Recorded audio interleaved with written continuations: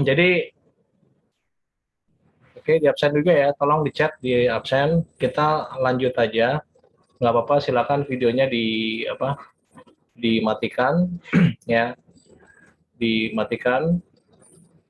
Eh, Terus kedua, bagi kalian yang ingin skripsinya ya, kan kalian udah semester, jatuhnya semester berapa ya?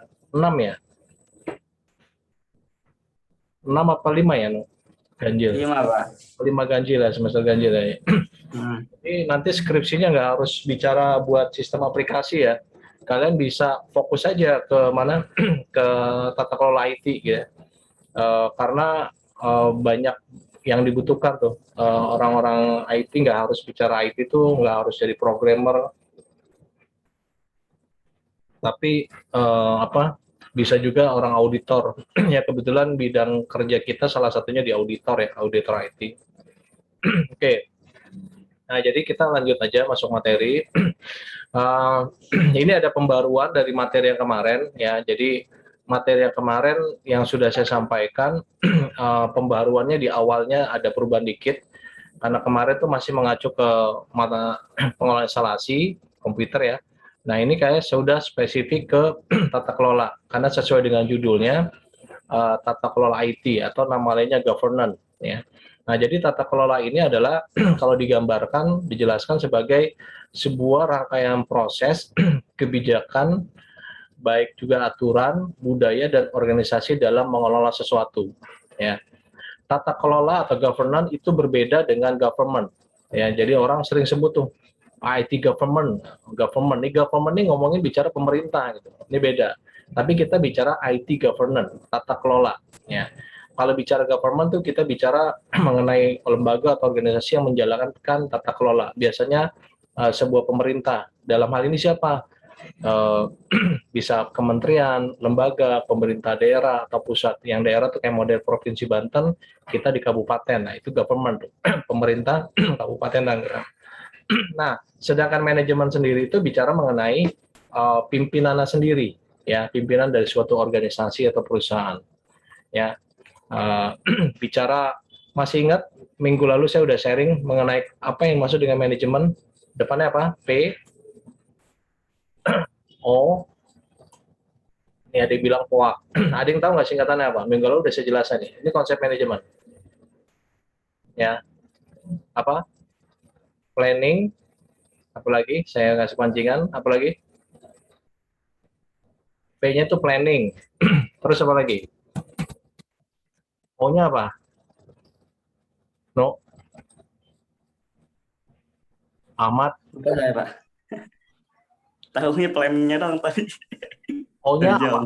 O-nya or organizing. Ya, organizing. A-nya apa? A-nya act, to, w, Itu ya. actuating, actuate. Ya. C-nya apa? On, Controlling. controlling. Nah, jadi kalau kita bicara manajemen, konsep dasar itu dari sini nih. Ada POA, planning, organizing, actuating, control. Nah, jadi kalau kalian disuruh mengelola, ya, misalkan dibilang, Mat, tolong dong kamu ngelola tim tuh. Kita punya tim ada 4, ya. Kamu kelola tuh tim IT-nya. Ya, bagaimana IT-nya yang kamu kelola itu bisa berjalan dengan baik. Ya, ini, nah, yang pertama Ahmad lakukan adalah melakukan planning, perencanaan. Saya tuh dikasih 4 orang, ya. 4 orang ini saya mau apa ini, gitu ya, saya mau apa ini. Nah, Ahmad dalam hal ini nanti memplanning, menjadwalkan kira-kira oke, kita bikin jadwal untuk perencanaan sistem IT ya, aplikasi. Nanti ada buat aplikasi A, ada bikin yang orang jaringan, bikin jaringan untuk network gedung 1, gedung 2, ada orang analis nanti melakukan analisa sistem, ada orang orang operation yang support. Nah, ini di fase planning sudah menentukan dulu rencananya mau kapan. Kita mau targetin dari Januari sampai Desember mau ngapain aja. Nah, setelah itu organize. Organize itu apa? Pengorganisasian. Ya udah, si A ini kamu jadi developer ya. Yang si B ini kamu jadi orang network admin, yang C ini kamu di operation ya. Nah, kamu yang D ini di helpdesk misalkan. Nah, itu di tahap organize. Ini juga kalian harus kuat ya. Berikutnya di proses tahap berikutnya A itu apa? A itu adalah activating. Activating itu apa? Activating itu apa? Pelaksanaan, eksekusinya gitu. Nah, pelaksanaannya ini biasanya kan nanti rutin tuh berjalan ya. Contoh orang developer ya setiap bulan harus membuat suatu program laporan yang sesuai dengan kebutuhan user. Nah, dicek tuh sama si Ahmad, udah sesuai belum? Kamu buat programnya. Ya misalkan di sini ada Ibnu, ada Adri. Adri, network yang jaringan di kantor A, kantor B udah jadi belum? Nah, itu pelaksanaannya si Adri bangun jaringannya. Ini buat program, ini support. Itu di fase activating. Nah, setelah activating selesai, nah berikutnya adalah tahap kontrol. Dikontrol, dikendaliin, direview. Setiap minggu atau setiap 2 minggu sekali, si Ahmad akan review. Developmentnya gimana, pembuatan programnya. Udah, coba lihat programnya, hasilnya. Networknya, udah beres belum? Udah Pak, kata si Adri. Udah, Mat, udah aman. Coba lihat. Coba checklistnya, udah pingnya udah aman belum, istilahnya Rick. Ada masalah nggak koneksi? Nah itu kalau kita bicara konsep apa? Konsep konsep governance dan government. Berikutnya kalau kita bicara mengenai perbedaan dari governance dan government itu sendiri, governance itu lebih kepada tata kelola, ya tata kelolanya. Sedang government tadi saya sudah sampaikan pemerintah. Nah, government itu dibangun untuk menjalankan governance. Jadi pemerintahan sendiri itu dibangun dengan menjalankan berdasarkan kepada konsep tata kelola. Nah, government itu tadi saya sudah bicara mengenai pemerintahan, ya seperti itu. Nah, sedangkan tata kelola corporate atau tata kelola corporate governance itu adalah bicara mengenai struktur dan proses untuk merencanakan arah pengelolaan organisasi sehingga mencapai tujuan secara efektif. Nah, jadi kalian sudah harus bedakan ya, kita bukan IT government, tapi IT governance. Ya, dibacanya seperti itu. Tapi orang sering salah sebut mengenai government. Nah, makanya saya coba luruskan di penjelasan awal dulu, biar nggak salah sebut. Ya. Terus, good corporate governance atau GCG itu adalah suatu konsep di mana kembali ke definisi governance itu tata kelola corporate perusahaan, good itu bagus. Jadi konsep penataan organisasi bisnis melalui penerapan model dan prinsip tata kelola organisasi yang baik. Ya, jadi konsepnya seperti itu. Pak, good corporate governance itu kan bicara tata kelola organisasi supaya organisasi itu berjalan baik. Contohnya GCG apa sih Pak? Contoh GCG, contoh GCG itu perusahaan tidak menerima melakukan suap. Mungkin pernah dengar ya? Prinsipnya contoh apa lagi? Tidak menerima suap. Kalau ada penyuapan silakan dilaporkan, gitu ya. Nah, itu bisa dilakukan tuh. Salah satu praktek-praktek dari pelaksanaan GCG, ya, pelaksanaan GCG.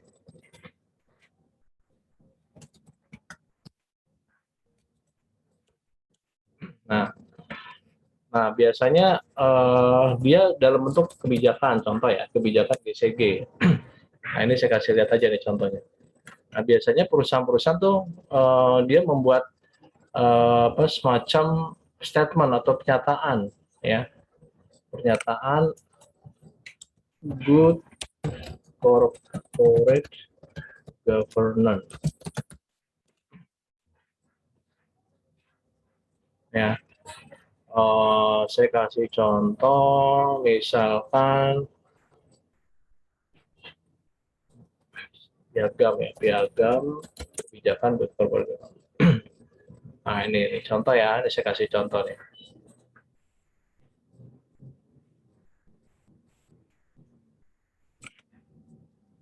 Oke.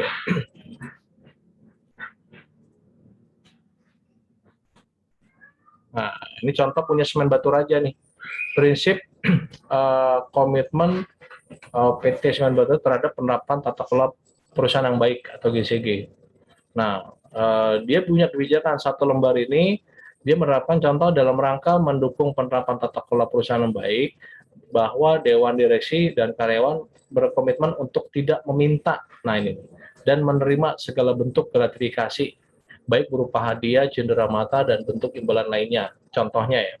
Terus apabila ada pihak yang mengetahui menemukan bukti pelanggaran terhadap komitmen perusahaan tersebut, maka dimohon kesadaran untuk melaporkan kepada kami, whistleblower. Nah, ini salah satu contoh dari penerapan GCG. Ya, artinya dia komitmen untuk menjalankan perusahaan yang baik, dengan salah satunya dia menerapkan tidak ada anti suap, tidak ada menerima suap dan seterusnya. Ya. Nah, itu salah satu bentuk contoh penerapan dari GCG. Nah, good governance ini adalah penataan organisasi pemerintah yang melalui penerapan model dan prinsip tata kelola organisasi yang baik. Prinsipnya apa? Kayak tadi, bahwa organisasi ini tidak menerima suap terhadap customer ataupun dari vendor ataupun dari customer. Ya, jadi semacam bentuk komitmennya bahwa dia ingin menyatakan mengelola perusahaan atau pemerintah dengan baik.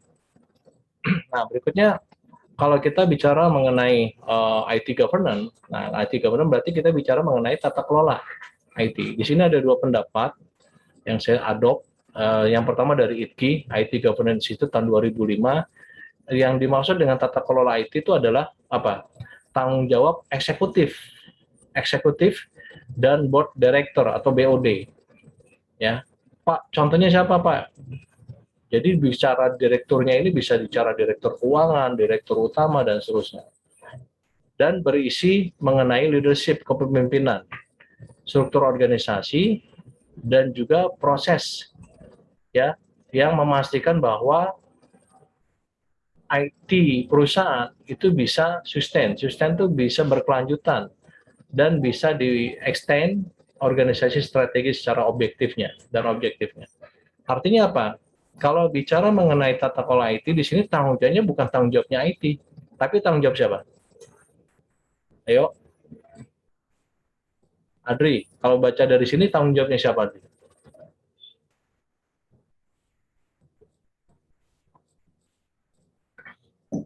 Adri, yang kedua saya panggil.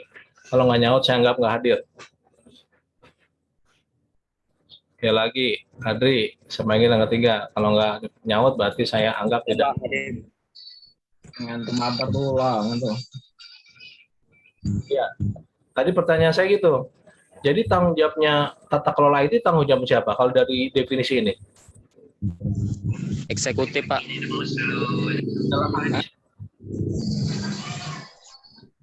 Eksekutif, Pak. Ya, eksekutif. Masih ingat nggak segitiga piramida SIM? Iya, duit. Level yang mana? Level yang low, middle, atau top? Kuhus no. Dri. Iya, Pak. Ya, level yang mana nih? Kalau di kamu bilang eksekutif, itu jadi levelnya yang mana? Tanggung jawabnya siapa? Nah, saya udah gambarin. Tahu kan struktur organisasi? Inilah, Mas. Halo?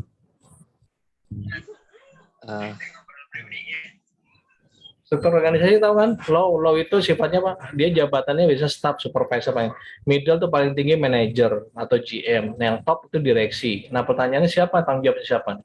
Di sini disebutnya eksekutif dan board of director. Berarti tanggung jawabnya siapa? Di level mana? LMT, kamu tinggal sebut aja. Gong. T, Pak. T itu adalah board of director, tapi di sini eksekutif itu bisa juga di level middle. Artinya tanggung jawab itu bukan murni tanggung jawabnya IT, tapi dua tanggung jawabnya ini nih, level manajerial dan level top, kayak gitu ya.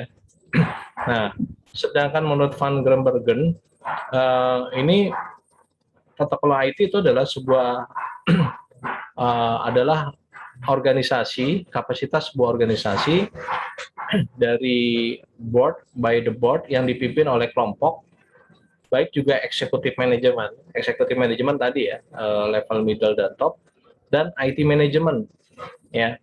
untuk mengontrol formula dan implementasi dari strategi IT. Formula itu perencanaan. Nah, ini lebih spesifik lagi. Kalau di sini IT governance disebutin IT management. Jadi tanggung jawabnya spesifik lagi. Bicara di level low sama top, ya, middle sama top, tapi di sini ada IT management. IT management itu dalam hal ini siapa? Departemen apa? Departemen IT. Jadi ada satu organisasi IT sendiri yang ngelola itu. Ya, nah itu penjelasannya seperti itu. Nah, berikutnya ini kalau menurut Well Woodman dijelasin tata kelola IT itu adalah secara spesifik is specifying the decision, ya, secara spesifik adalah keputusan yang benar dan accountability dan bisa dipertanggungjawabkan. Kerangka yang bisa dipertanggungjawabkan dalam pengambilan keputusan to encourage, ya, behavior, desirable behavior in the use of IT. Jadi secara spesifik framework atau tata kelola yang secara bisa dipertanggungjawabkan untuk encourage itu memperbaiki dalam hal pelaksanaan IT, ya. Nah, tata kelola IT, ya, apa bedanya tata kelola IT dan IT manajemen? Nah, ini juga suka diperbincangkan. Manajemen TI itu lebih kepada fokus bagaimana menyediakan layanan dan produk TI bagi internal perusahaan. Ya, jadi lebih kepada services, ya, bagaimana melayani dan produknya apa aja itu manajemen TI. Nah, sedangkan tata kelola IT lebih luas. Artinya kalau digambarkan manajemen TI itu adalah bagian ini, ya. Tapi tata kelola itu semuanya. Ya, contoh di sini disebutin menjadi layanan produk TI. Contoh manajemen TI mengenai aplikasi, manajemen TI mengenai pengelolaan infrastruktur, manajemen TI mengenai konsep backup restore, manajemen TI mengenai konsep pengelolaan keamanan misalnya. Nah, yang ini yang disebut sebagai manajemen kecil-kecilnya. Sedangkan tata kelola ini lebih luas, artinya cakupannya itu bisa menyeluruh terkait dengan seluruh hal yang berhubungan dengan manajemen TI. Ya, oke. Termasuk juga bicara tata kelola IT, yang pasti dia adalah fokus kepada kebutuhan bisnis, ya, baik saat ini dan masa yang akan datang. Termasuk juga kebutuhan para pelanggan atau stakeholder, ya. Nah, perbedaannya itu, ya. Jadi nanti kalau ditanya di ujian apa yang dimaksud dengan manajemen TI dan apa yang dimaksud dengan tata kelola IT dan apa hubungannya? Hubungannya seperti tadi, ya. Berikutnya kalau kita bicara mengenai IT manajemen dan IT governance, ruang lingkupnya kalau bicara IT management itu lebih sempit, ya tadi, ya. Dia ke bagian kecil-kecil aja, bagian dari IT governance. Kalau IT governance luas. Mekanismenya biasanya dia skopnya hanya satu bagian atau departemen IT. Tapi kalau bicara IT governance, ini lingkupnya apa? Korporasi. Maksudnya siapa yang terlibat? Kalau sesuai dengan tadi apa? Yang terlibat itu bukan IT aja, tapi siapa? BOD, bicara manajemen yang lain, ya, termasuk itu. Jadi lebih kepada fokusnya korporasi. Keputusan TI kalau bicara di IT manajemen itu spesifik bicara mengenai keputusan IT spesifik. Contoh gimana, Pak? Contoh mengenai bagaimana kita buat aplikasi. Aplikasi ini kita buat sendiri atau joint development. Joint development itu pengembangan dengan pihak eksternal kita gabungin atau outsource. Ya. Nah, kalau yang di IT governance ini lebih kepada keputusan IT secara korporasi, ya, secara menyeluruhnya. Contoh, oke, sistem kita ini kita mau pakai ERP-nya merek apa, brandnya misalkan. Oke, terus kita mau pakai apa nih teknologi ke depan secara menyeluruh untuk perusahaan. Jadi keputusannya lebih kepada tingkat korporat. Nah, fokusnya kalau IT manajemen tuh lebih ke internal, artinya di departemen IT sendiri. Tapi kalau IT governance tuh luas, artinya yang di scope-nya bukan hanya internal, termasuk juga eksternal. Seperti yang ini yang tadi saya jelasin, ya. Yang tadi sudah saya jelasin.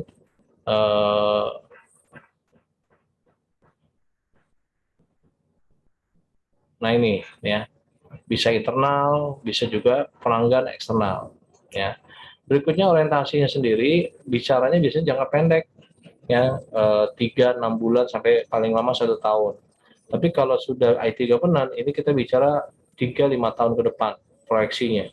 Objek keputusan yang dibuat, ya artinya keputusan apa yang nanti di dalam proses pengambilan keputusan di IT management dilakukan. Sedangkan IT governance itu siapa dan bagaimana membuat keputusan. Jadi skopnya itu bukan hanya sekedar keputusan, tapi siapa dan bagaimana sih tahapan untuk membuat keputusan sendiri, itu dijabarkan di IT governance. Nah, proses implementasinya biasanya IT management itu bisa di outsourcing.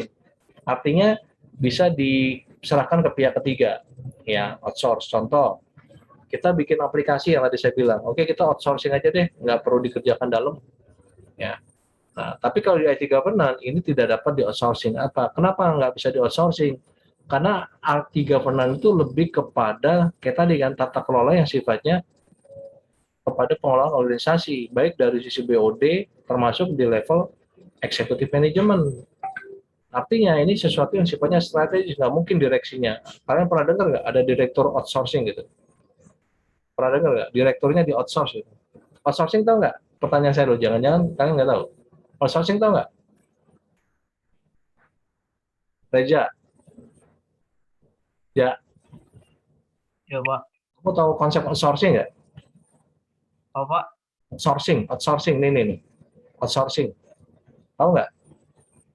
Kurang tahu Pak. Siapa yang bisa jawab? Kalau yang bisa jawab, saya kasih nilai giveaway. Ayo, siapa yang bisa jawab? Apa yang dimaksud dengan konsep outsourcing?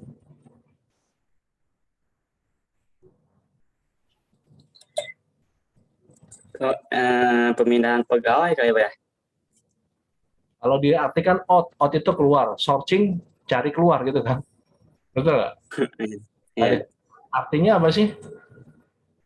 Ya cari pegawai betul, tapi maksudnya lebih spesifik outsourcing itu apa?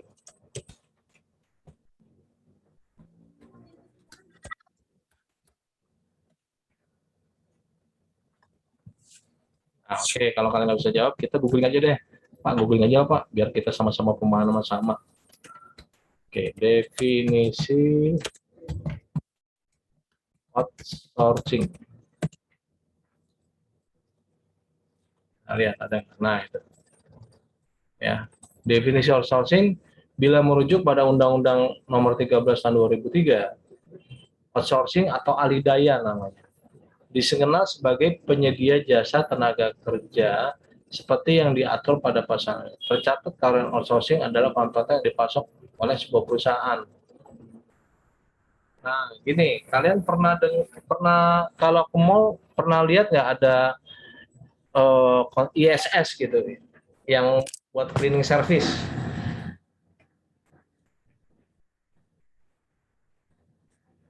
Jadi konsep outsourcing itu gini, ini perusahaan, kelihatan nggak coret-coretan saya?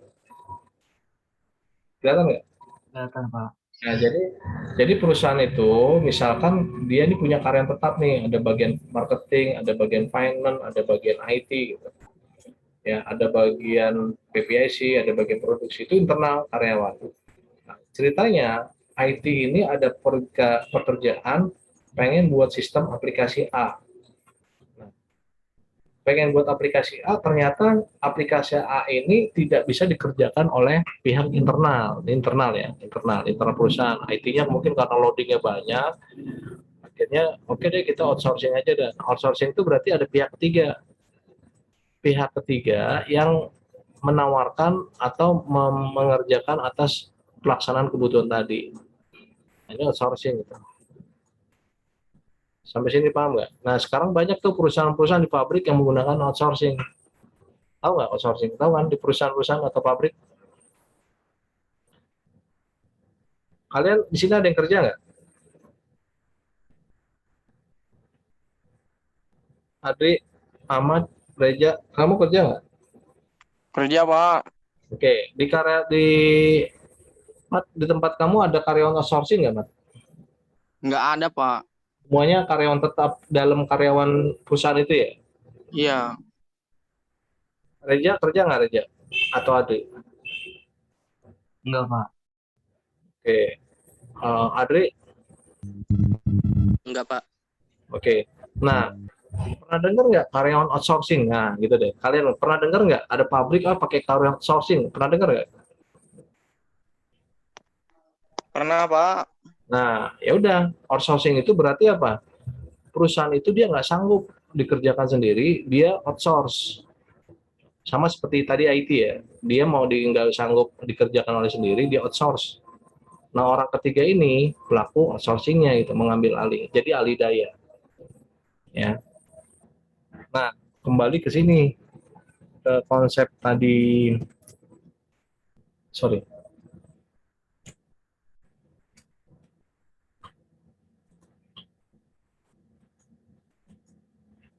Nah, tadi di sini ya, jadi kalau kalau apa proses implementasi bisa di outsourcing kalau IT.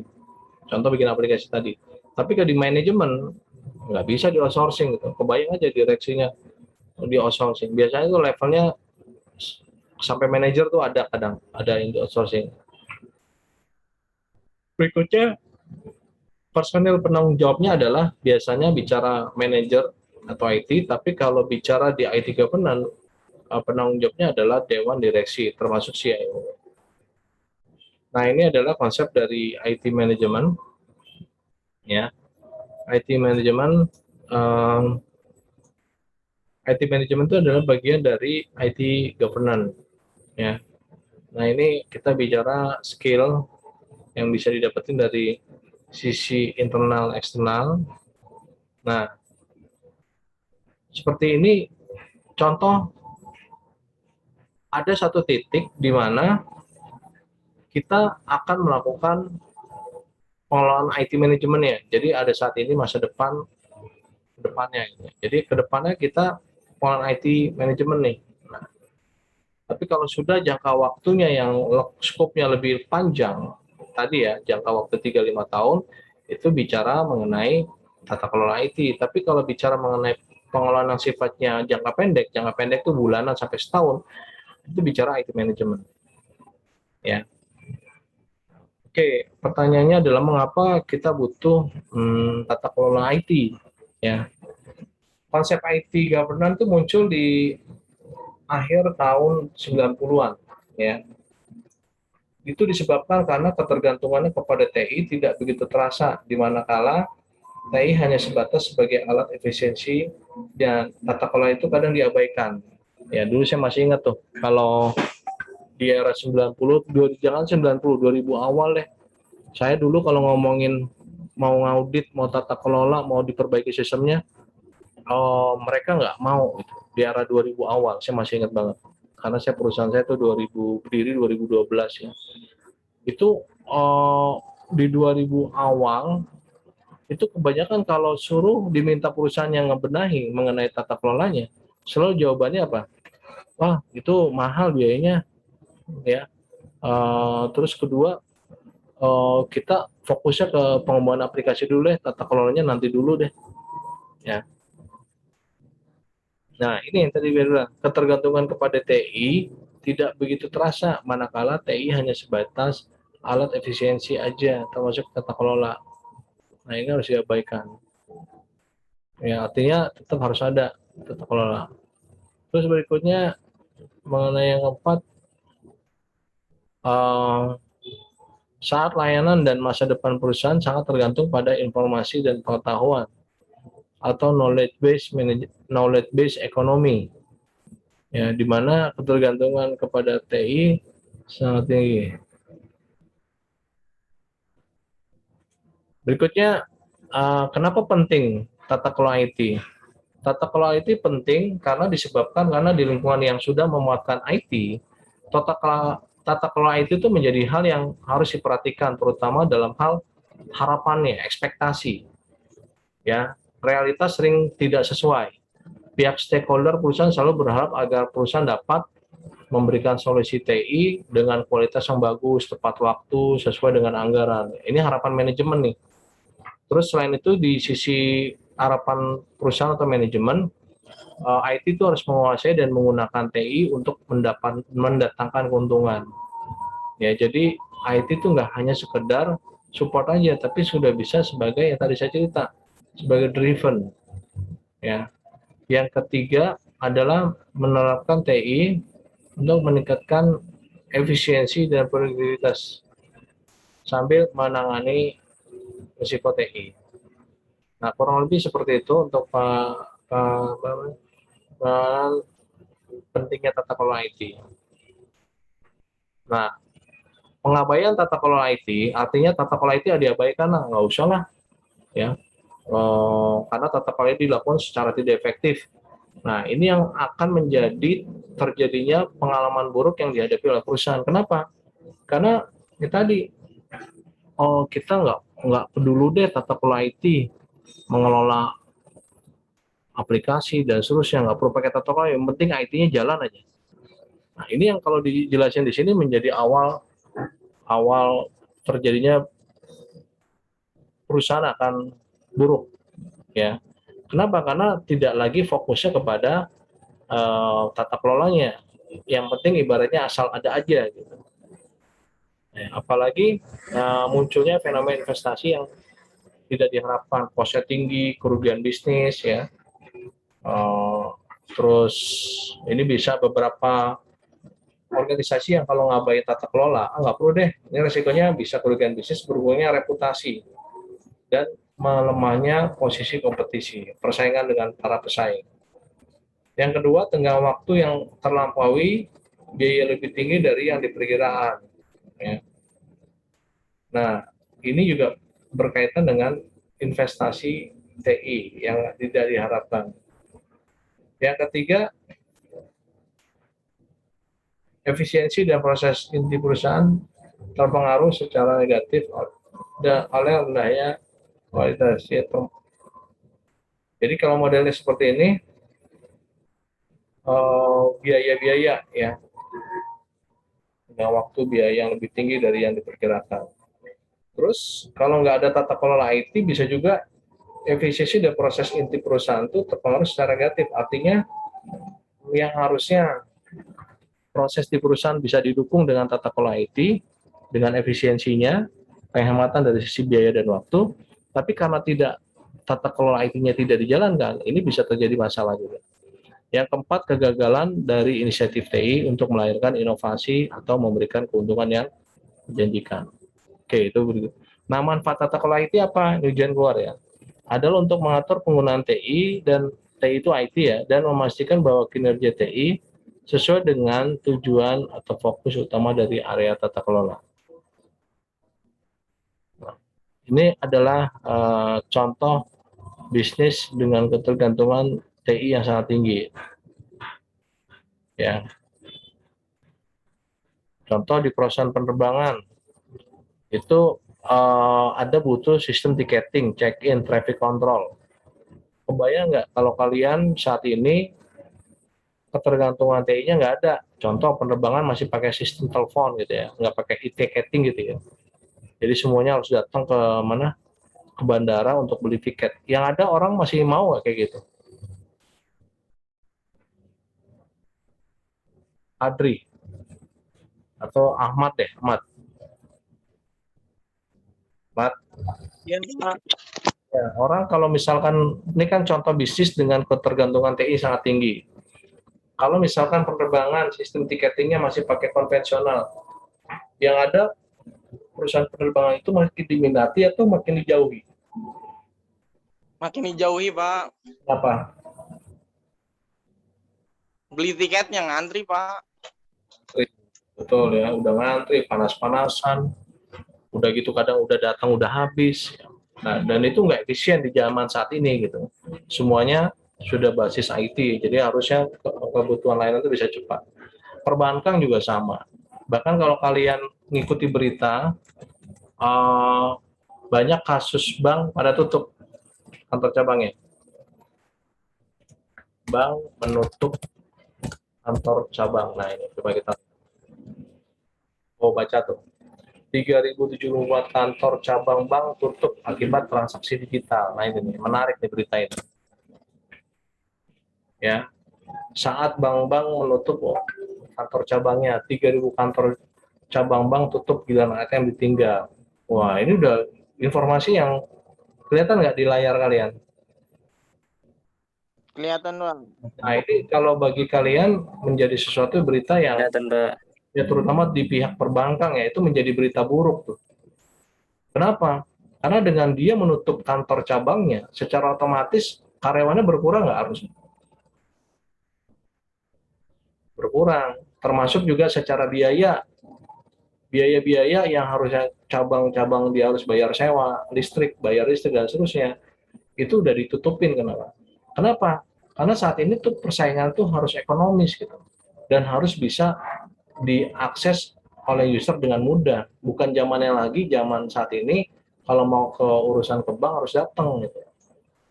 Itu bukan zamannya lagi. Artinya, terutama dari sisi perluasan perbankan, kalau tidak bisa merubah pola bisnisnya, ya semuanya masih harus ke ATM, wah, itu bisa ketinggalan tuh. Ya. Oke, berikutnya, itu perbankan perguruan tinggi juga sama. Artinya dalam hal pengelolaan mahasiswa serta karyawan itu harus bisa terkelola dengan baik. Walaupun misalkan itu butuh ticketing, ya butuh voucher dan sebagainya, itu bisa dimungkinkan. Ya. Berikutnya prinsip-prinsip tata kelola TI. Prinsip tata kelola IT itu dibagi 3, ya, dibagi 4.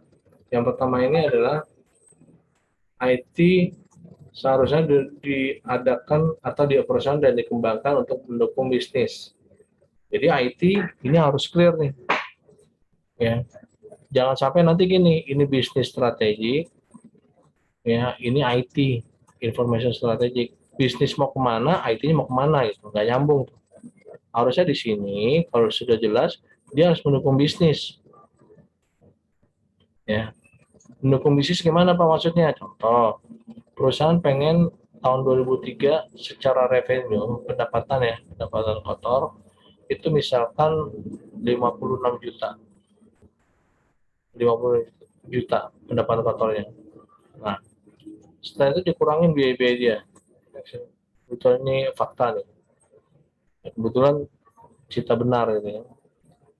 Ini langsung, tidak langsung apa namanya, dikasihkan ke IT. Ya, menggunakan semacam souvenir.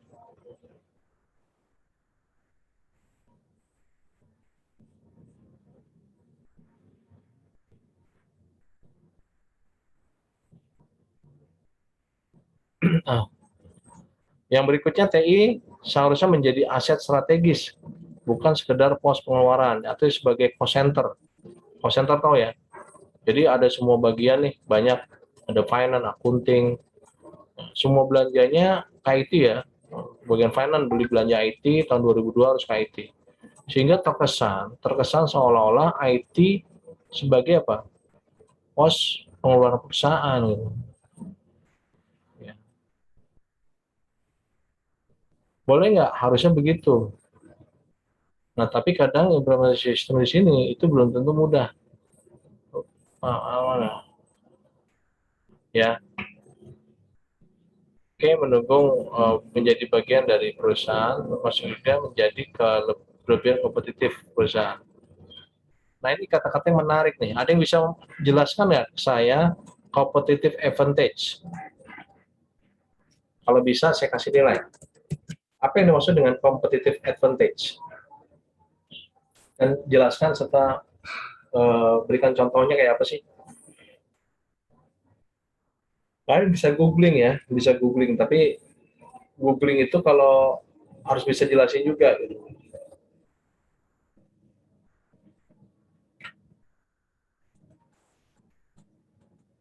Ya, apa yang dimaksud dengan competitive advantage?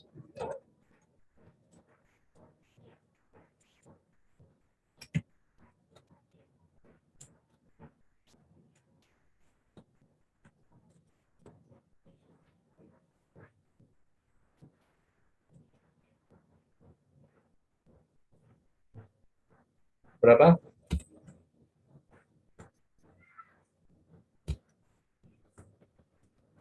Apa competitive advantage apa? Nih, ayo. Oke, kalau nggak ada yang tahu, kita sama-sama googling deh.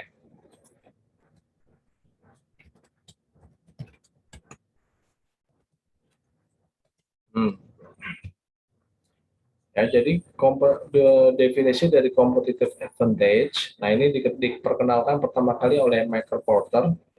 Competitive advantage itu adalah namanya keunggulan bersaing. Ya, keunggulan bersaing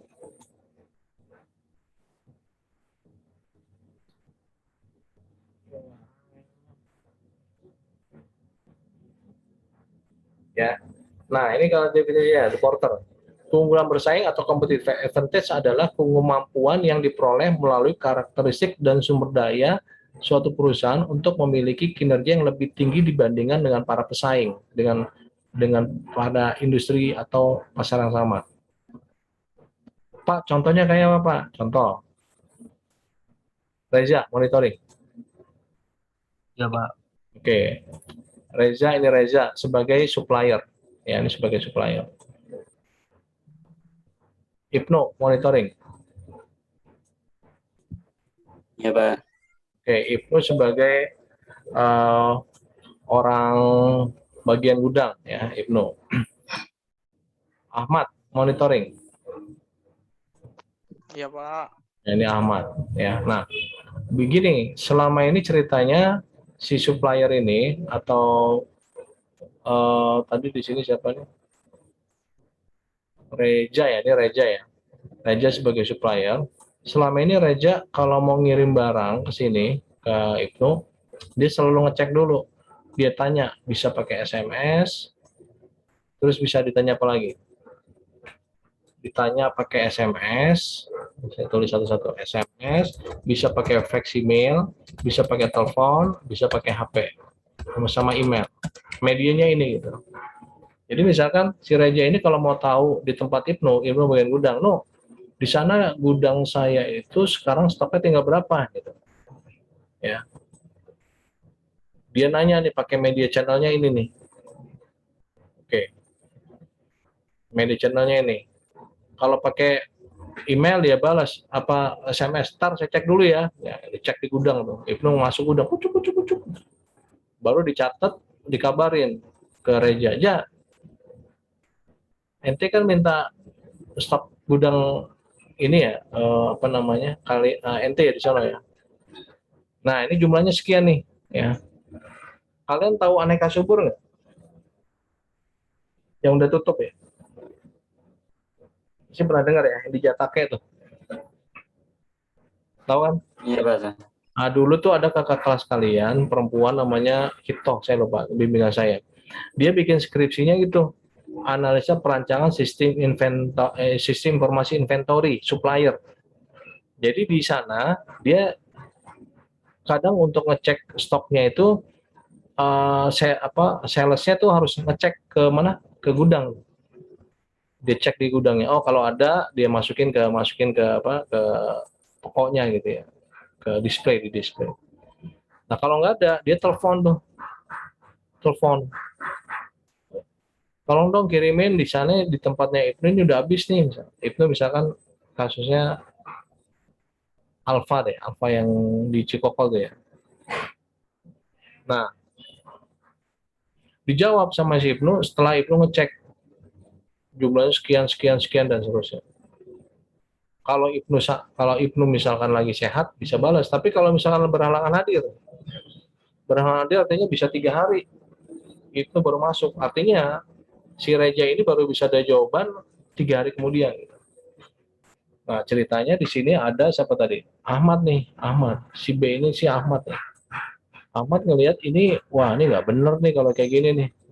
Akhirnya si Ibnu bilang ke Ahmad, Mat, tolong dong bikinin aplikasi apa? Inventory, intinya inventory kita tuh bisa diakses sama supplier. Tapi yang terkait sama produknya dia aja gitu. Jadi kalau ada inventory-nya ada dari PT A, PT B, PT C, nah itu tolong nanti dia dikasih akses untuk database-nya. Gitu. Ya, dikasih tahu atau linknya database untuk websitenya. Nah, setelah setelah Ahmad dengerin penjelasan Ibnu mengenai kebutuhan, Mat tolong dong bikin aplikasi, selama ini kita sering terjadi banyak kesalahan nih. Ya, terus kedua laporannya suka lama. Oke. Nah, singkat cerita si Ahmad ini bikin aplikasi. Nah, aplikasi ini keren. Maksudnya gimana, Pak? Jadi si Reja nggak perlu lagi nanya pakai SMS, pakai fax atau telepon atau HP atau email. Terus gimana, Pak?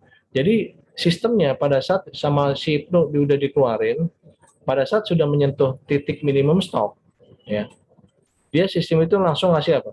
Alert. Alert itu apa? Notifikasi. Misalkan dalam WA. PTA untuk inventory yang ada di sini itu tolong dikeluarkan karena itu bukan PCS. Nah, dia ngambil tuh, termasuk nego mengenai dispensasi. Ya, nah sampai sini paham ya. Nah, pada saat si Ahmad sudah buat sistemnya, kalau pada saat sudah misalkan 3, sistem tuh langsung lempar ke SMS atau pakai WA atau apa. Sehingga si Reja akan bilang gini, wih, perusahaan Ibnu itu TOP BGT tuh, top banget. Kenapa? Yang dulunya saya pakai untuk mengetahui stok saya harus tanya pakai media ini, sekarang udah nggak perlu ditanya. Sistem itu langsung ngasih notifikasi. Kebayang nggak, Mbak kalian? Kebayang? Halo? Iya, Pak. Kebayang, Pak, kebayang. Kebayang, Pak. Enak nggak kalau udah kayak gitu sistemnya? Enak, Pak. Udah enak. Satu, kepuasan si Reja atau perusahaannya ini udah terlayani dengan baik. Inilah yang disebut sebagai competitive advantage. Si Reja akan bilang, wah perusahaan Ibnu udah keren tuh, TPBGT tuh, top banget deh. Saya udah nggak perlu lagi nanya-nanya. Sehingga apa? Itu yang disebut sebagai memberikan nilai tambah, competitive advantage. Jadi IT itu dia memberikan nilai tambah dengan apa? Dengan cara dia membuat suatu sistem di mana sistem itu bisa membuat seperti ini gitu. Jadi dia bisa bersaing dibandingkan dengan pesaing, perusahaan itu satu langkah udah ke depan dan lebih bagus. Wah, yang lain perusahaan-perusahaan yang kata Reja, wah tempat lain PT PT XYZ, PT 123 itu masih kayak dulu. Ini udah keren nih. Nah, itu yang dimaksud dengan competitive advantage. Jadi dia mempunyai nilai lebih tinggi dibandingkan dengan perusahaan lain. Sampai sini paham nggak? Itu yang dimaksud dengan competitive advantage. Paham ya? Halo. Paham, Pak. Nah, ini ya, yang tadi kaitannya sama ini nih, competitive advantage. Menjadi kelebihan kompetitif perusahaan dari kompetitor lainnya. Jadi dengan tata kelola IT harusnya kalian bisa memberikan nilai tambah bagi perusahaan. Seperti itu. Itu prinsip-prinsipnya. Nah, ini berikutnya prinsip-prinsip tata kelola yang tadi udah di ini, TI sebagai salah satu penyedia layanan. Kalau yang di sini TI sebagai strategic partner. Ya, ini bedanya. Kalau sebagai dia services, ya dia hanya memberikan efeknya efisiensi, dia bisa memberikan anggaran TI diterima berdasarkan external benchmark, studi banding di anual, anggaran tahun 2002 kira-kira berapa ya biayanya ya, itu penyedia layanan. IT terpisah dengan bisnis. Dan TI dilihat sebagai pos pengeluaran, sebagai cost center ya.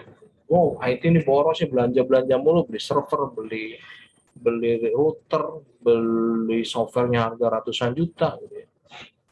Nah, manajer TI harus seorang yang ahli secara teknis. Nah, ini kalau kita bicara mengenai penyedia layanan. Jadi spesifik di teknikalnya. Tapi kalau sebagai IT sebagai rencana strategik atau strategic partner, TI itu bisa membuat bisnis itu lebih berkembang. Artinya bisnisnya itu bisa digedein dengan adanya IT. Contoh, gimana Pak? Contoh, kalian pernah dengar perusahaan telco, banking itu sekarang sudah mendapatkan uangnya tuh dari mobile banking, internet banking gitu. perusahaan telco itu dapat uangnya sekarang telekomunikasi. Pernah dengar RBT? Pernah dengar RBT? Ringback tone. Yang kalau kalian itu suka nelfon orang itu didengerin. Nah, orang Indonesia itu saya suka jok tuh, suka bercanda. Orang Indonesia tuh orang nanti masuk surga duluan tuh. Maksudnya gimana, Pak? Dia beli RBT harganya berapa kalau sebulan? 10.000 ya?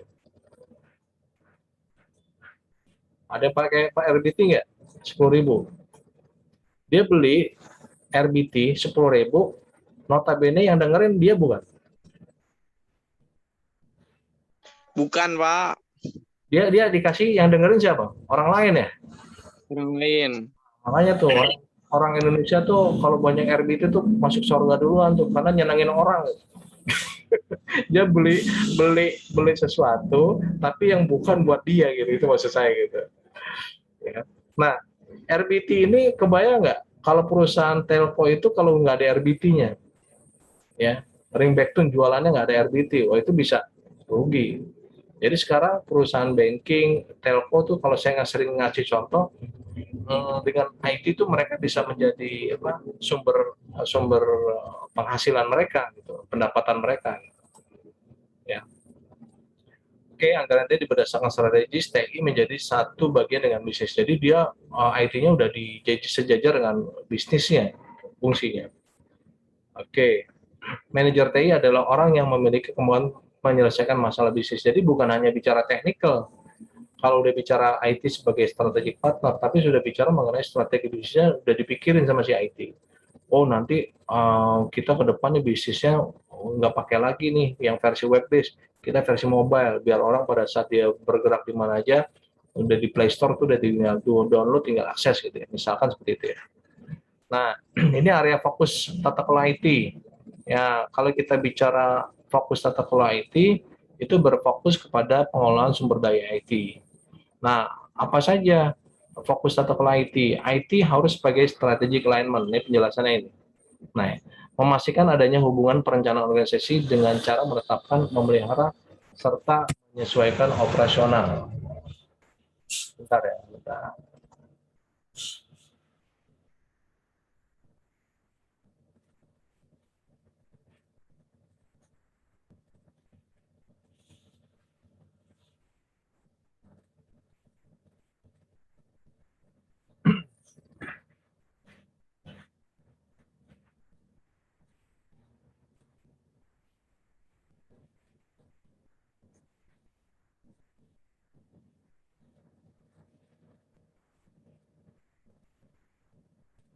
Oke, ya. Jadi strategic alignment itu adalah memastikan bahwa hubungan perencanaan organisasi perusahaan dan TI itu sejalan, ya. Berikutnya IT sebagai value delivery, ya. Value delivery artinya apa? Value delivery adalah fokus dengan melaksanakan proses TI agar supaya proses tersebut sesuai dengan siklusnya. Mulai dari menjalankan rencana, memastikan TI dapat memberikan manfaat yang diharapkan, mengoptimalkan penggunaan biaya sehingga pada akhirnya TI itu dapat mencapai hasil yang diinginkan, memberikan nilai, value delivery. Berikutnya IT dalam hal bicara mengelola risiko, ya risk management. Dalam hal ini artinya bahwa untuk melaksanakan pengolahan terhadap risiko, ya dibutuhkan kesadaran anggota organisasi dalam memahami adanya risiko. Karena bicara mengenai risiko itu sangat riskan. Contoh, nggak usah jauh-jauh. Bicara risk saat ini sekarang lagi pandemik, ada COVID, ya. Risiko terjadinya pandemik itu harus dipikirin. Apalagi sekarang terjadi, maaf, banjir, gempa bumi, tsunami. Nah, IT harus mikirin tuh. Ditambah lagi sekarang lagi kasus rame ransomware, tahu ya? Ransomware. Ransomware tahu ya? Tahu nggak ransomware? Tahu, Pak. Ini kita buka ransomware.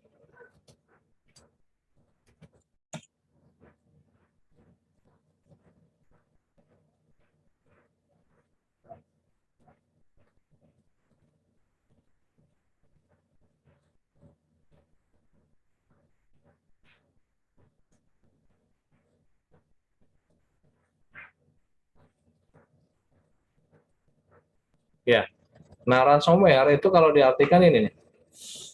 Ini penjelasannya.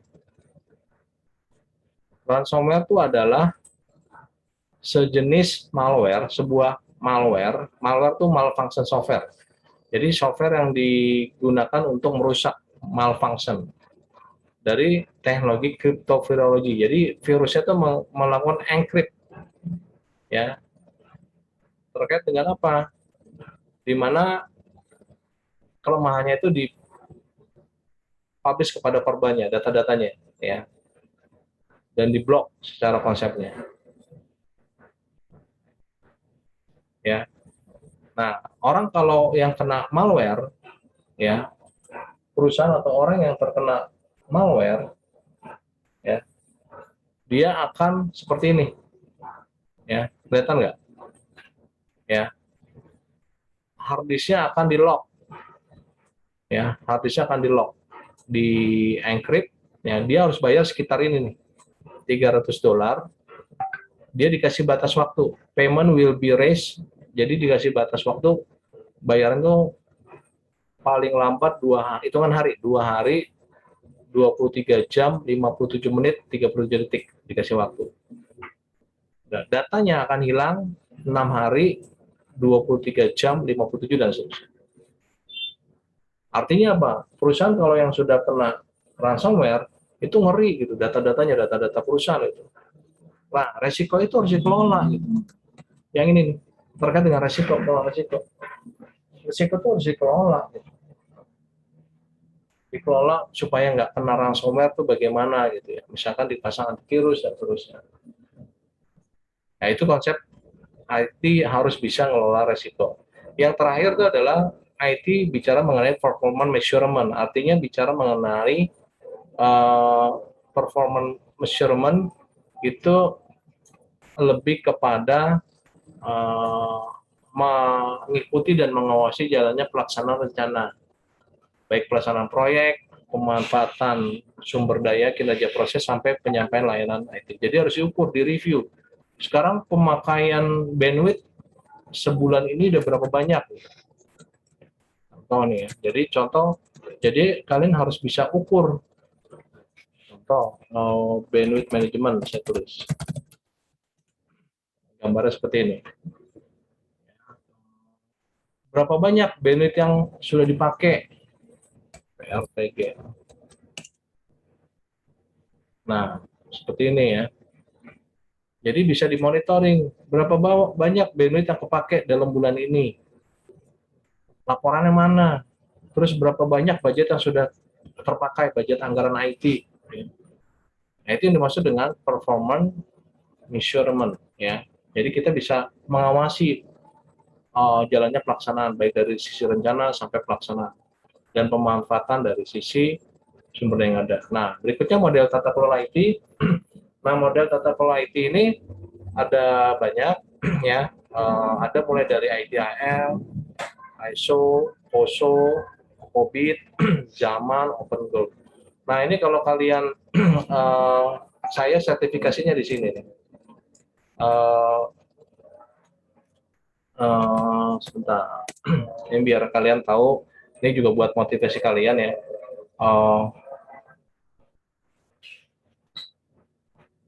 Nah, ini saya ada di sini. Nah, kalian lihat ininya. Kelihatan nggak layar blog saya, web? Halo? Kelihatan, Pak. Nah, tadi kan Kelihatan, Pak, kelihatan. bicara mengenai model tata kelola IT. Jadi model tata kelola terkait dengan pengelolaan IT itu banyak. Ada konsep ITIL, IT Infrastructure Library. Nanti kita belajar satu-satu. Saya di sini, saya certified ya, ITIL. Ya.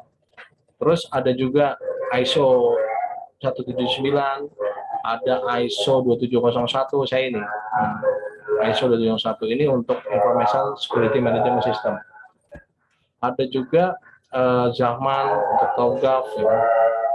Terus juga kalau saya ada certified, di sini ada COBIT ya. COBIT. Nah, saya punya ada sertifikasinya. COBIT, nah ini COBIT 5 ya. Jadi artinya orang dikatakan memang kompeten ya harus ada sertifikasinya. Nah ini buat saran saya ke kalian. Untuk kalau misalkan nanti ada waktu, terutama kalau ada rezeki ya, udah kerja, terutama yang udah kerja, silakan kalian ambil sertifikasi. Ya, itu penting tuh sertifikasi. Ya. Nah kebetulan saya mau sharing sedikit. Eh, saya kebetulan juga asesor kompetensi. Nah ini sekarang ada training, kebetulan habis ini saya juga akan mengaksesi itu menguji peserta dari Kominfo untuk temanya JNA, Junior Network Administrator. Ya. Nah, bentuk sertifikasi gini nanti ada kayak burung Garuda nih. Nah, ini. Sertifikat BNSP.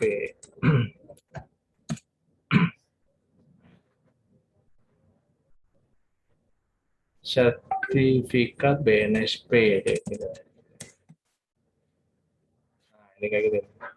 Nah, ini kalian boleh nih nanti cari nih kalau di sini kalau dijelasin ya. Ini punyanya pemerintah digital vocational school credit ini free. Kalian nggak perlu bayar. Enak nggak? Kalian belajar gratis selama 1 bulan. Kalau dulu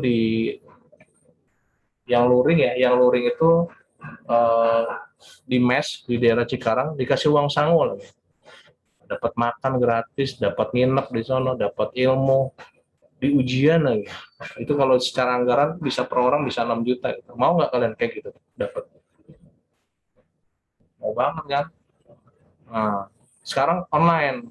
Nah, yang sekarang online ini bagi lulusan SMK sama D3 D4. Yang S1 kalau nggak salah ada, tapi rata-rata masih udah lulus ya, udah lulus. Yang mungkin belum bekerja, pemerintah mengadakan pelatihan namanya Vocational School Graduate Academy. Itu nanti peserta itu di training ya, di training. Nah, ini contoh ya. Nah, ini junior graphic designer ada dari beberapa kampus, ada juga yang IP, saya pernah sodorin ke IP lagi dalam penjajakan ya. Nah, nanti dia keluar sertifikat ini. Nah, bentuknya kayak gini nih. Kalau ujian aja tuh bisa antara rank 800 sampai 1 juta. Tapi kalian gratis di sini. Ya, gratis. Kebetulan saya sebagai asesornya yang uji. Nah, kebetulan saya BNSP-nya ini nih. Punya ini nih, sertifikat BNSP saya. Untuk asesor saya baru ngambil sekitar bulan April kemarin, ini belum saya update websitenya. Jadi saya ada dua sertifikat lagi, audit, project manager ada, audit ada, enterprise architect sama ini, sama asesor kompetensi. Nah, jadi kalian boleh tuh. Nanti kalau ada waktu silakan cari aja dan ini programnya di Kominfo tuh setahun sekali ya. Pelatihan-pelatihan yang gratis-gratis gini karena tujuannya untuk supaya masyarakat terutama SDM Indonesia tuh bisa mumpuni ya dari sisi IT. Nah itu silakan tuh ya. Berarti belum saya Pak sekarang Pak. Kenapa? Karena belum lulus. Kalau mahasiswa setahu saya sih dia ada, cuman saya lupa ya materi temanya apa karena nanti buka aja gitu. Ini kalau setahu saya kalau yang pelatihan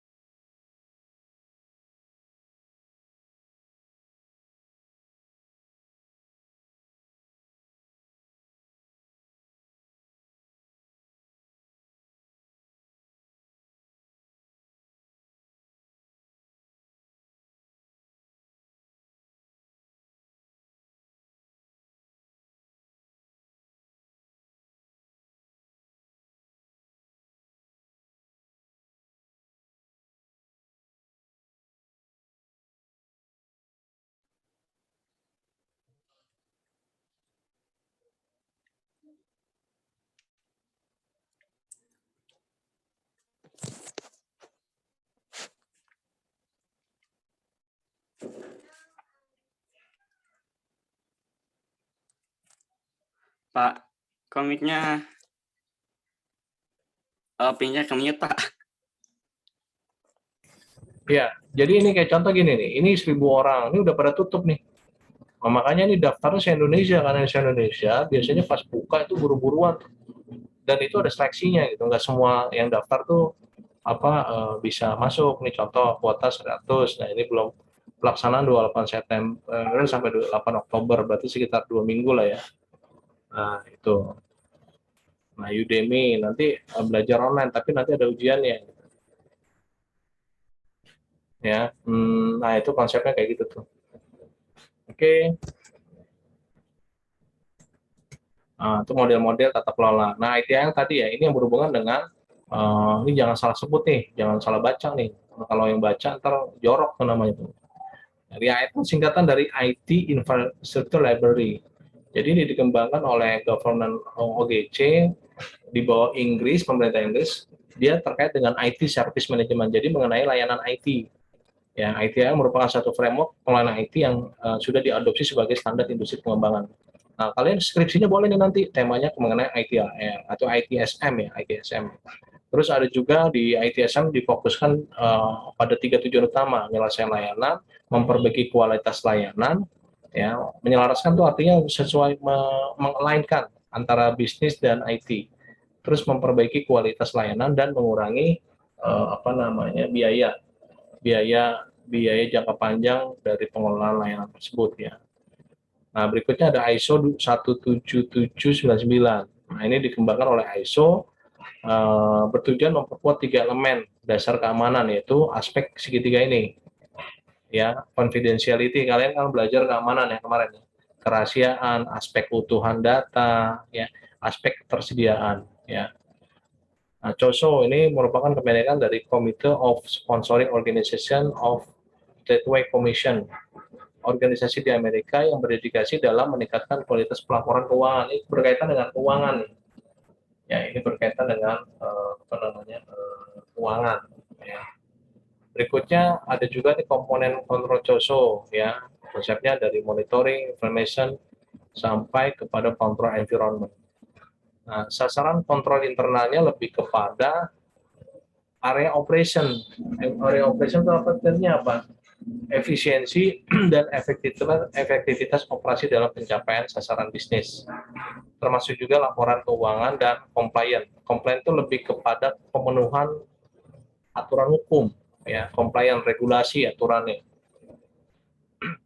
Nah, berikutnya unit terhadap organisasi ini mengidentifikasi unit kerja pada organisasi yang menghubungkan kontrol internal yang menyangkut keseluruhan organisasi dan seterusnya. Nah, ini COVID ya, nanti yang kita lebih banyak mungkin di COVID ya, bukan di COSO. Saya mungkin sama di ITSM nanti saya. Nah, COVID ini singkatan dari Control Objective for Information and Related Technology. Artinya sebuah framework yang dikembangkan oleh ITGI, IT Governance Institute, yang melakukan studi di Amerika, di mana COVID itu nanti ada beberapa versi. Ada COVID 41, itu ada namanya 4 domain: PO, Planning Organize, Actuating atau Acquisition Implementation, Delivery Support, and Monitor and Evaluate. Nah, ini konsepnya. Ya. Nanti kita akan bahas ini nih ke depan sampai dengan pertemuan berikutnya, kita fokus titik beratnya di COVID. Jadi saya pengen kalian itu nanti pada saat setelah mengikuti kuliah ini, kalau udah bicara COVID, udah paham, oh COVID itu nanti ada PO, AI, DSME, gitu ya. PO, AI, DSME, monitor evaluate. Terus nanti ada berapa prosesnya apa aja, ya, prosesnya banyak tuh. Nanti kita ajarin bagaimana ngelola infrastruktur, bagaimana ngelola aplikasi, bagaimana ngelola orang, ya itu nanti ada di sini semua.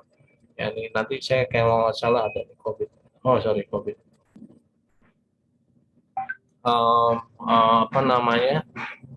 Mungkin minggu depan nih, saya udah siapin sih slide-nya. Slide-nya ini. Nah ini, COVID-5 nih. Kelihatan nggak layarnya? Kelihatan, Pak. Ya, nanti kita belajar di COVID-5. Nah ini nih. Ya, kemarin mungkin sempat saya sounding juga ya. Nah, ini bagaimana di fase APO, ini versi 5 ya. Yang tadi yang saya kasih lihat PO, AI, DSM itu COVID-41, ini yang 5. Jadi bagaimana ngelola IT management, bagaimana ngelola strategik. Nah, ini kita akan kupas. Tapi memang dari 37 proses di COVID-5, ya, tidak semuanya saya bahas. Artinya, kenapa Pak? Waktunya nggak cukup. Nanti saya pilih-pilih yang kira-kira itu dipakai cocok untuk S1, ya. Karena kalau model kayak gini, ini terlalu tinggi nih kalian, mengenai framework, strategi, ini lanjutannya aja nanti. Nah, yang biasa nanti saya pakai juga terlalu tinggi nih. Jadi yang dipakai nanti mengelola terkait dengan orang, organisasi, mengelola mengenai service management, mengelola supplier, kualitas, mengelola risiko, keamanan. Ya, nanti prosesnya juga nanti kita bicara mengenai bagaimana mengembangkannya, solusinya, ya. Terus bagaimana memanage organisasinya, bagaimana memanage perubahannya kalau ada perubahan. Nah, ini kita akan pelajari beberapa. Jadi ada yang tidak semuanya dari 37 proses nggak akan kita bahas semuanya secara waktunya yang terbatas. Tapi secara konsepnya nanti dengan yang nanti saya berikan seperti konsep BAI, DS-nya, kita belajar nanti bagaimana memanage operation, bagaimana memanage problem, bagaimana memanage keberlanjutan atau continuity, itu nanti kita akan pelajari. Jadi kurang lebih pembahasannya cukup banyak ya. Kalau seperti yang ada di seperti yang ada di mind map saya ini ya, yang di mind map saya kurang lebih kalian dapatnya ini.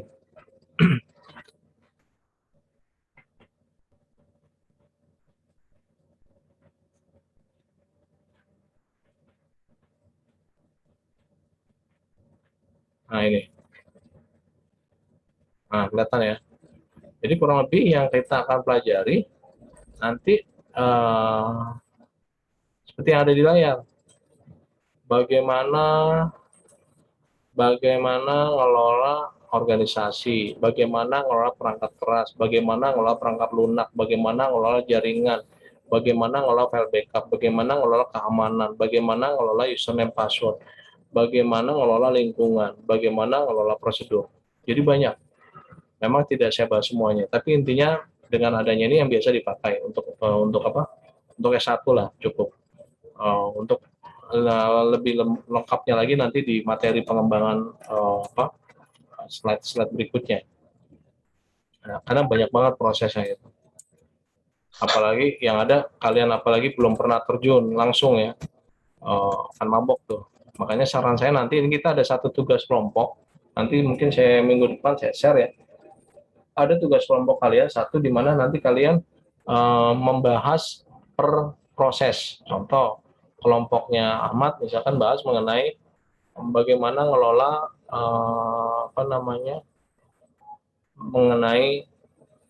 mengenai manage operation.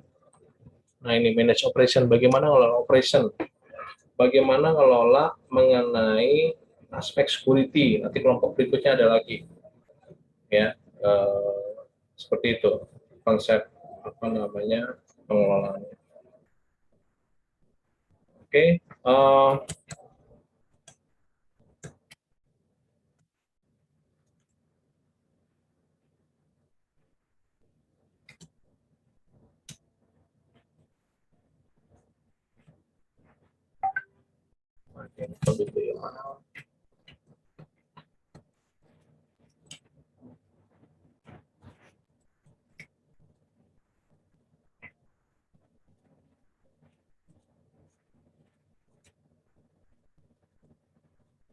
Oke, kurang lebih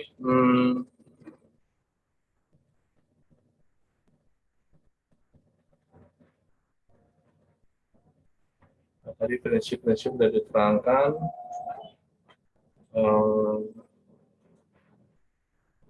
Tadi sudah juga diterangkan mengenai ITIL tadi udah ya, di sini udah ISO, COSO udah, sasaran kontrol, COVID juga udah, dan planning.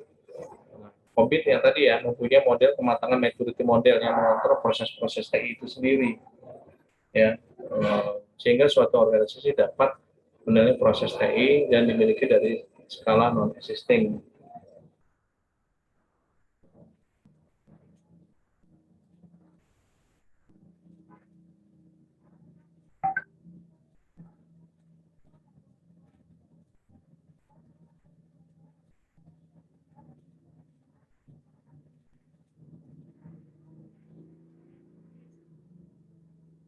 Oke, ini beberapa hal yang terkait dengan fokus atau IT.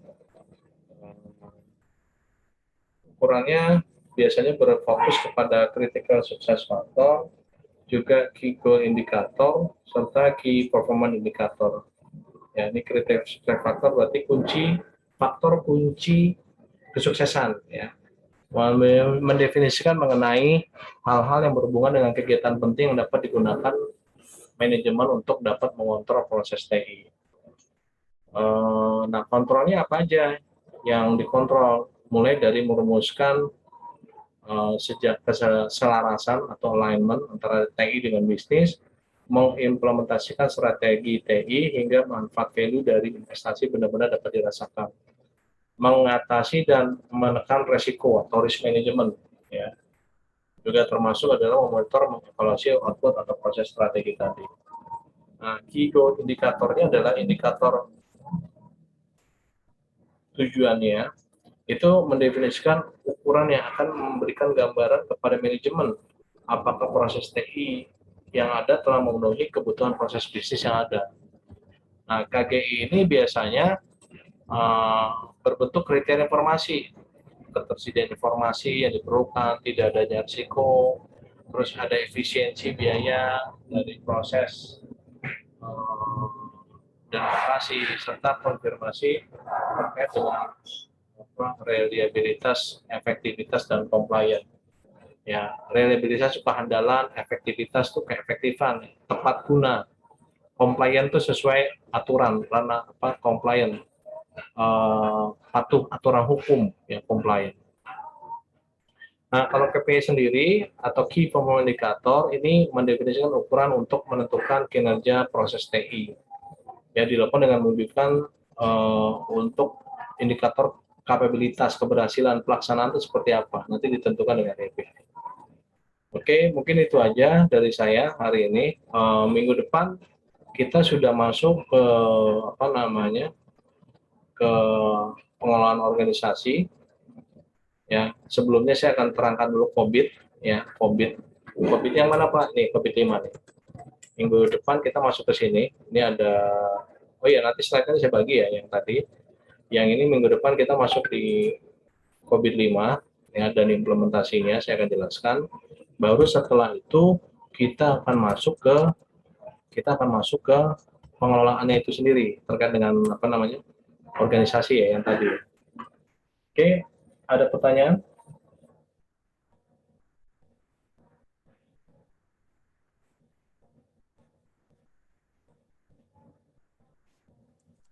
Pak, untuk tugas presentasi nanti itu ke pertemuan keberapa ya, Pak?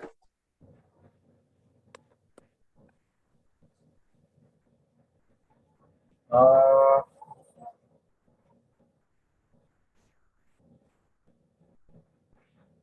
Pertemuan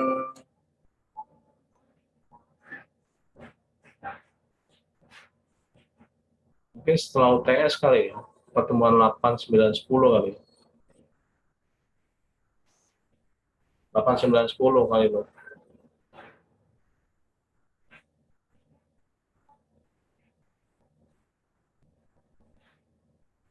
Gitu loh. Oh, gitu ya. Ah. Oke. Untuk anggotanya, Pak? Oh ya, kalian tuh ada berapa orang? Orangnya nggak banyak ya? Iya, kelas pagi. Kalau kelas malam berapa orang? Ada banyak kan sih setahu saya kalau malam.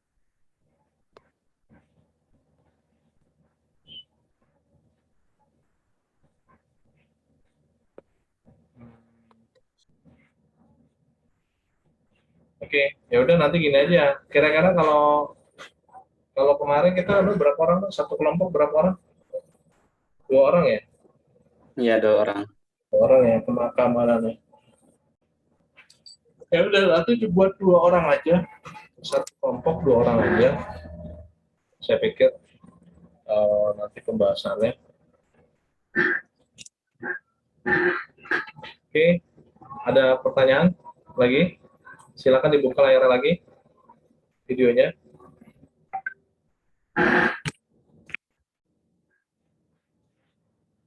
Reza ada pertanyaan? Adri, Alphonse, kamu udah datang tidur, kamu baru datang join tidur, Alphonse. Aduh, tidur. Ya, siap waktu langsung